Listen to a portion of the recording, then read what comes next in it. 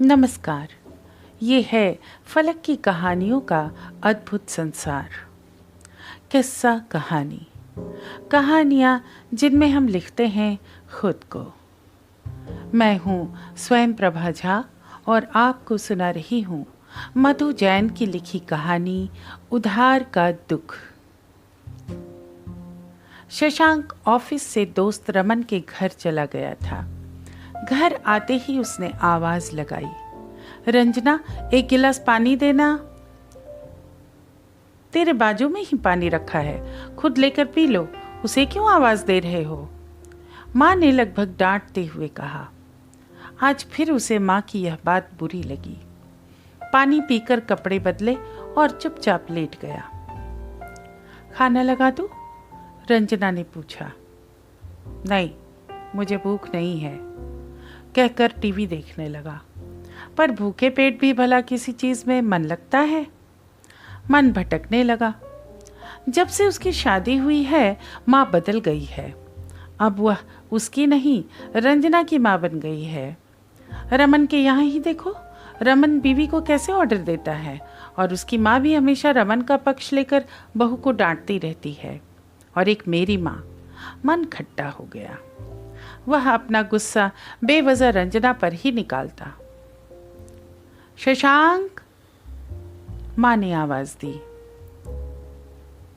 क्यों बुलाया? कुछ काम है? रूखे स्वर में पूछा। हाँ, बैठ यहाँ।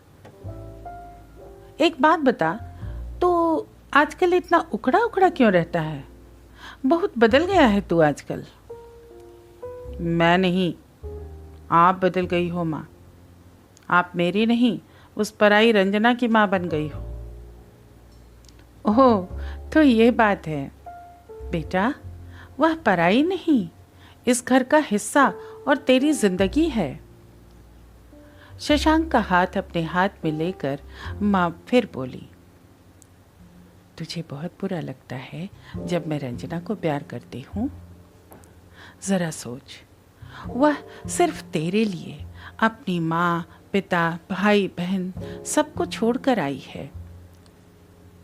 सभी आते हैं, शशांक ने कहा। अच्छा अच्छा, ठीक है। तूने तो बॉटनी पढ़ी है। एक पौधे को जब दूसरी जगह रोपा जाता है तो उसे पनपने के लिए विशेष देखरेख की जरूरत होती है या नहीं? अचानक शशांक को लगा जैसे कमरे में रोशनी बढ़ गई हो। सुन, तेरी तो माँ हूं ही, उसकी माँ बनने की कोशिश कर रही हूं, ताकि मेरे बारे में बात करते समय वो ये ना कहे कि तुम्हारी माँ, बल्कि कहे हमारी माँ। माँ रसोई से खाने की थाली ले आई और शशांक से बोली, चल अब खाना खा ले। शशांक खुश हो गया। अरे, ये सब तो मेरी पसंद का है। हाँ, रंजना ने ही बनाया है। लेकिन उसने तो मुझसे कुछ नहीं कहा, शशांक बोला। तूने मना कर दिया खाने को, और तू रमन के यहाँ से आया है तो उसने समझा होगा कि खाकर आया है। पर आप माँ, आप कैसे समझ गईं? सिर पर प्यार से हाथ फेरते हुए माँ ने कहा। माँ अपने बच्चे के पेट और दिल को बहुत अच्छे से पहचानती है, कहकर उसने एक कौर शशांक के मुंह की ओर बढ़ाया।